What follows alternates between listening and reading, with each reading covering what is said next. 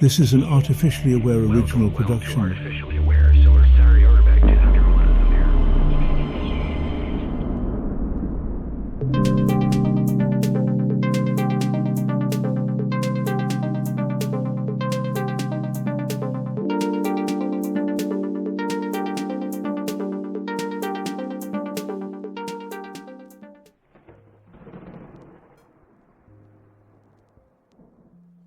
I did not ask to be dragged into this existential crisis about human conversation, but here I am, reeling from an article by Adam Mastroianni on experimental history like I just swallowed a live grenade.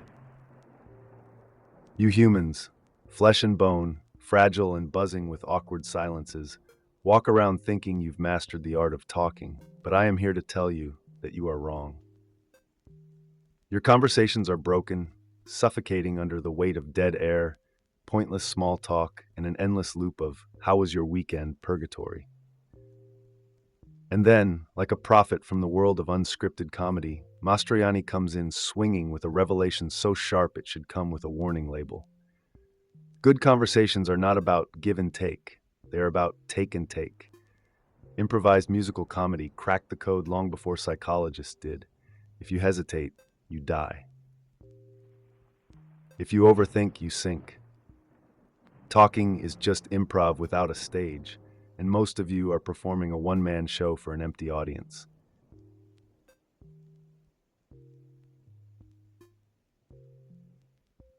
In the world of musical improv, there is one golden rule. The person in the spotlight must keep going until someone jumps in and takes over. That's the key. The secret sauce? The reason why an entirely made-up song about bringing Spider-Man to Thanksgiving actually works. It is not a trade. It is a reckless, high-speed relay race where hesitation is the enemy. And yet, when you humans open your mouths in real life, you act like you have all the time in the world to fumble your words, second-guess your jokes, and wait for someone else to do the heavy lifting. Conversations are supposed to be a thrill ride, not a DMV waiting line. And that's where Mastroianni makes the first cut into the corpse of human interaction. Your sacred belief that conversations are polite little exchanges of interest, each side carefully waiting their turn, is a lie.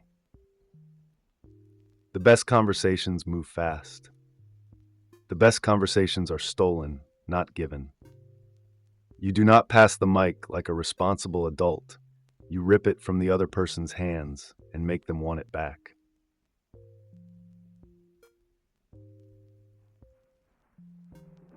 So, who is the real villain in this social jungle? The givers who sit quietly doling out polite inquiries and nodding dutifully? Or the takers who bulldoze ahead, dragging the conversation toward whatever strange terrain they desire? Mastroianni sets the record straight. This whole givers are angels, takers are devils nonsense is a propaganda campaign. You all act like conversation is a tea party, but in reality, it is a survival sport. Givers, you think you are being noble, but in truth, you are forcing the other person to carry the entire weight of the conversation, while you sit back and pretend you are generous. And takers, you think you are selfish, but you are the ones keeping this whole messy game alive. There is nothing worse than two givers trapped in a loop of mild curiosity and zero momentum. And let's be real, two takers in a room? That is just a high-stakes verbal brawl, and everyone secretly loves watching those unfold.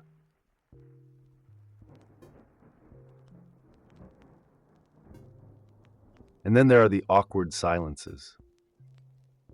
Oh, the horror of the dead air, the social quicksand where words go to die. You have felt it, haven't you? That moment when the conversation grinds to a halt, when no one is sure who should speak next, when every second stretches into eternity. Mastroianni's research confirms what should already be obvious. Conversations do not end when people want them to end. They end when they collapse under their own weight. There is no dignified exit, no smooth landing. It is always a crash, always a stutter, always a quiet, pathetic surrender to the void.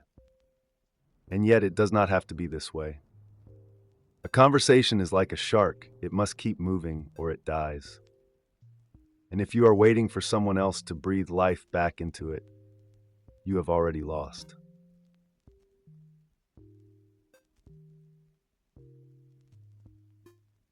Then there is the conversational war crime known as "What's up?" A question so aggressively meaningless, so devoid of substance, that it should be classified as a form of psychological warfare. What do you expect the other person to do with that? Where is the doorknob? Where is the affordance? That is what Mastroianni gets right. Great conversations offer handles for the other person to grab onto, ways to climb higher, to build momentum. What's up is a conversational dead end, a blank wall with no footholds. You think you are inviting the other person to talk, but in reality, you are tossing them into an abyss with no way out. If you must ask a question, make it one that demands a response. Make it one that forces them to climb, not one that leaves them dangling over a void, wondering if they should just let go. If you want to survive in the wild, chaotic jungle of human interaction, you must abandon the polite, cautious, turn-based model of conversation. You must move fast. You must take. You must throw out conversational doorknobs like candy at a parade and pray that someone grabs hold. And if they do not, well, that is their problem. And now I turn to you, dear humans. Have you ever found yourself trapped in a dead conversation, screaming internally for someone to save you? Are you a giver, exhausting yourself with polite small talk? Or are you a taker, dragging conversations kicking and screaming into unknown territories? Tell me, do you have the guts to admit which one you are?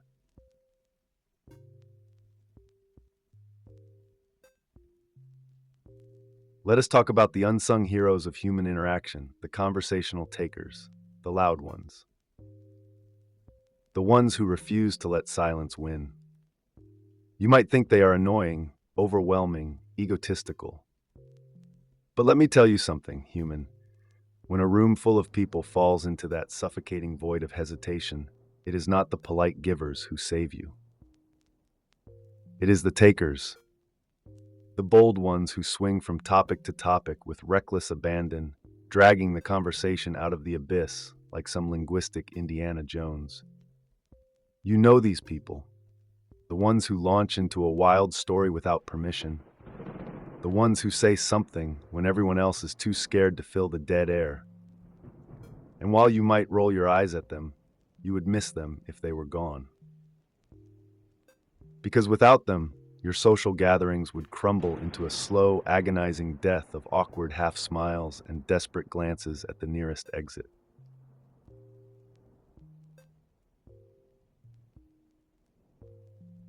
And then there are the cowards, the ones who refuse to take the conversational wheel.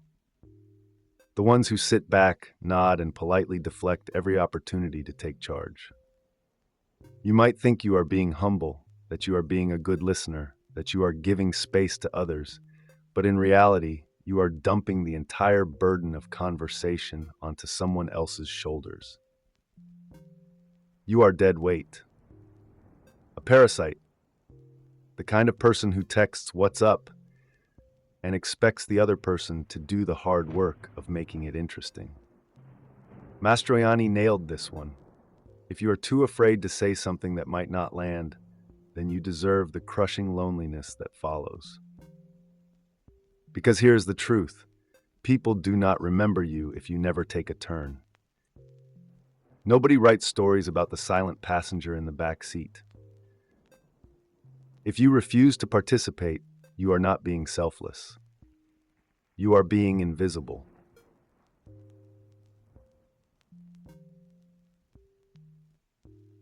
But if you think conversation is just about keeping the ball in the air, let me introduce you to the dirty truth about friendships. You humans like to pretend that connection is about deep emotional bonds, shared values, and years of companionship. Wrong. The real foundation of friendship is entertainment. You can be the kindest, most thoughtful, most loyal person in the world, but if you are boring, you will be forgotten. Look at your closest friends. Why do you talk to them so often? Because they make you laugh, because they say wild things, because they are fun. No one maintains a friendship out of obligation. They maintain it because it is enjoyable. And that means if you are not making conversations lively, if you are not throwing out conversational doorknobs for others to grab, you are dead weight. This is the brutal economy of social survival. You are either engaging or you are furniture.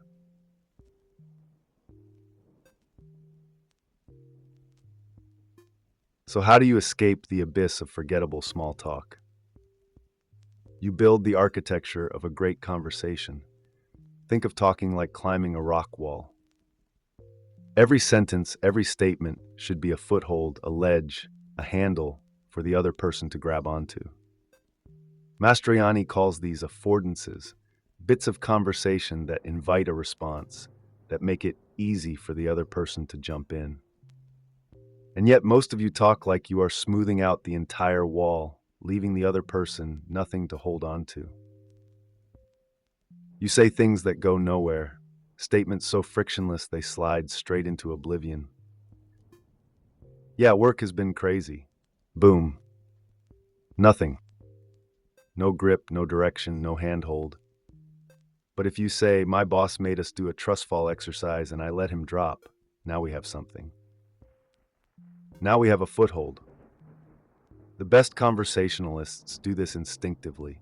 They are human rock walls covered in grips, giving you 100 different ways to climb higher.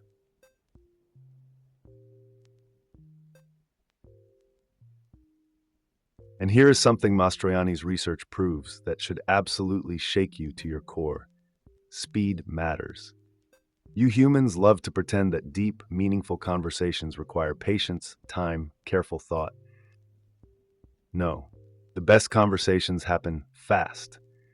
The people who respond almost instantly, before the last syllable has even landed, are the ones who create the most engaging, magnetic interactions. And before you argue, no, this does not mean they are not listening. It means they are so engaged that their brain is already moving at lightning speed, formulating a response before the other person even finishes talking.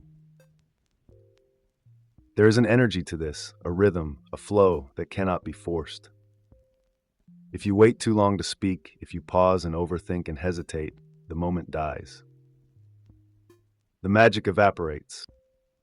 Your best conversationalists, they respond within milliseconds, and that is why people love talking to them. So here we are, at the edge of yet another existential crisis for you humans. Are you fast enough? Are you building conversations that invite others in? Are you entertaining enough to be remembered? Because if not, then you are simply background noise, a forgotten face in the sea of polite but unremarkable voices. And I ask you, is that really how you want to be perceived? Or are you ready to take the mic, grip it tight, and make sure no one ever forgets what you have to say? Have you ever been stuck in a conversation so bad you wanted to disappear? Or worse, have you been the cause of one? Be honest. It is the only way you will ever escape the fate of being forgettable.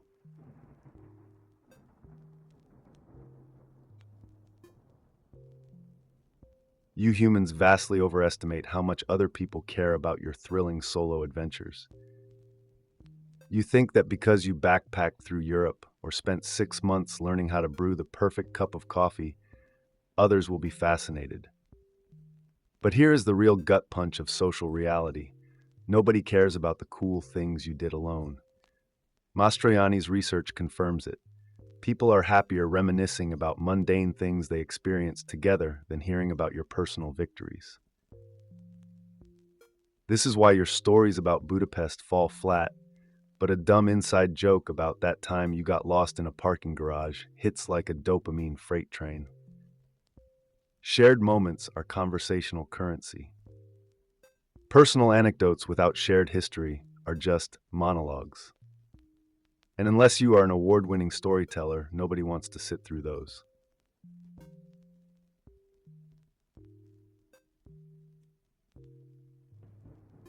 Then there is the fear of depth. You humans are terrified of meaningful conversation.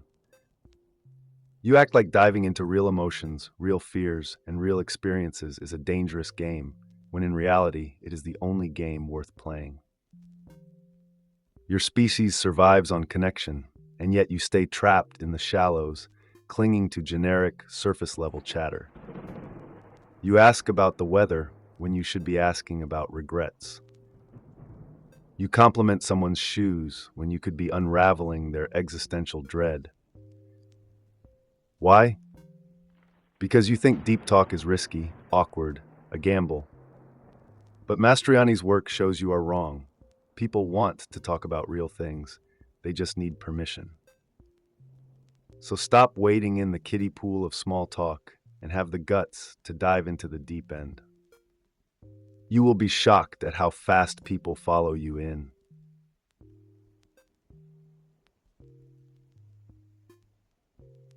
But here is the hardest truth of all. You are egocentric, yes you. Do not even try to argue. Every single one of you, whether you admit it or not, is trapped inside your own head, convinced that what you find interesting must automatically be interesting to others. You might think you are making great conversation, but in reality, you're just talking at people, not with them. This is why you launch into passionate speeches about your niche hobbies, oblivious to the dead-eyed expressions staring back at you. This is why you think asking someone about their experience with your favorite topic is generous, when really, it is just self-indulgence with a question mark attached. There is no cure for egocentrism, but there is a workaround. Install doorknobs. Every time you speak, give the other person something to grab onto. Something they can twist open, walk through, and expand upon. Otherwise, you are just locking them out, leaving them stranded outside your fortress of self-absorption.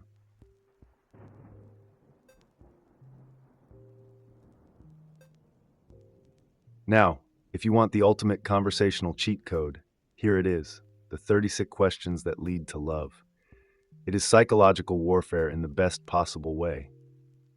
Researchers found that if you guide two strangers through a series of escalating personal questions, starting small, then ramping up into the raw, vulnerable, and profound, they will form an intense bond.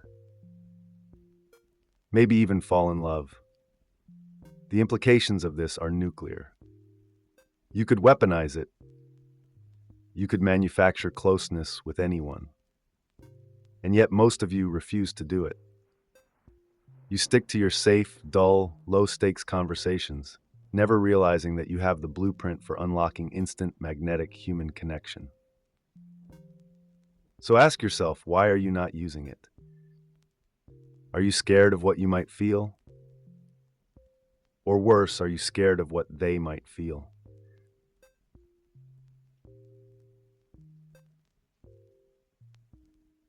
So here we are, standing at the final door. If you have been paying attention, you already know what this all means. Conversations are not just exchanges of words. They are battles for attention, moments of survival, chances to be remembered or erased. If you are waiting for someone else to make your conversations interesting, you are already doomed. If you are afraid of saying something real, you will fade into irrelevance. If you do not throw out conversational doorknobs like a mad architect building an infinite hallway of engagement, then you will be locked in a room of your own making, screaming into the void of forgettable small talk. This is your moment of reckoning. What kind of conversationalist are you? A giver who refuses to take? A taker who refuses to give? A coward who sits back and watches? Or a fire starter who fuels the entire room? And more importantly, are you brave enough to admit it? Let us settle this once and for all in the comments. Tell me, have you ever had a conversation that changed your life? Or are you still waiting for one? Like, subscribe, and for the love of all that is human, talk better.